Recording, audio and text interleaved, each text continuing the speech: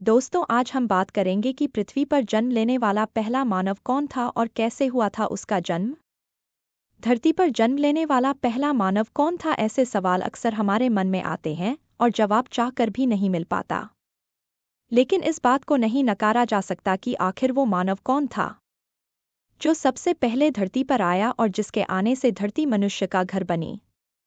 कई मान्यता को पढ़ते हुए हमने जाना कि कैसे मानव की रचना हुई। आइए जानते हैं पूरी कहानी। दोस्तों, हिंदू मान्यताओं की माने तो हमारे संसार को ईश्वर ने ही कायम किया है। लेकिन अभी भी प्रश्न ये बना हुआ है कि एक युग के बाद किस तरह से मनुष्य जाति का जन्म हुआ। हम सभी जानते हैं कि भगवान ब्रह्मा सृष्टि के रचयिता है। वही है इस कुल के राजा जिन्होंने मानव की उत्पत्ति की। कई धार्मिक किताबों और पौराणिक कथा के अनुसार भगवान ब्रह्मा के शरीर से एक उनकी जैसी हूबहू शक्ति उत्पन्न हुई, जिसे देखकर ब्रह्मा जी समझ नहीं पाए कि ये कौन है और इस तरह से अचानक उनके सामने कैसे प्रकट हुई। लेकिन यही प्रकृति का इशारा था जो ब्रह्मा जी ने समझ लिया और यही शक्ति मानव संसार का पहला मानव बना।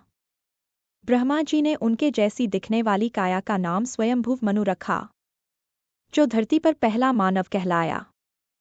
भगवान ब्रह्मा ने 11 प्रजातियों और 11 रुद्र को उत्पन्न किया। तब अंत में उन्होंने स्वयं की शक्ति को 2 भागों में बांट दिया।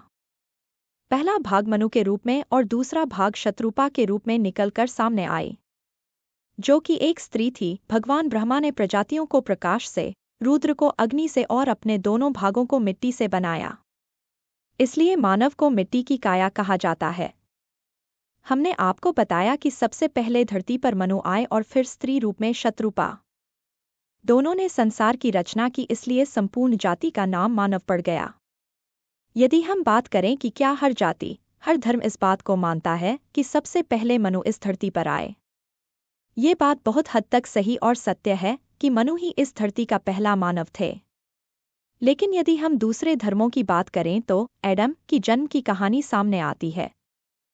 जैसे परछाई से मनु ने जन्म लिया, वैसे ही बाइबल में कहा गया कि ईश्वर की परछाई से ही एक जीव ने भी जन्म लिया, जिसे एडम नाम दे दिया गया। इन दोनों कथाओं की तुलना की जाए तो ब्रह्मा जी का स्वरूप मनु को ही पहला मानव माना जाता है। तो दोस्तों, इस तरह से हुआ था पृथ्वी पर मनुष्य का जन्म।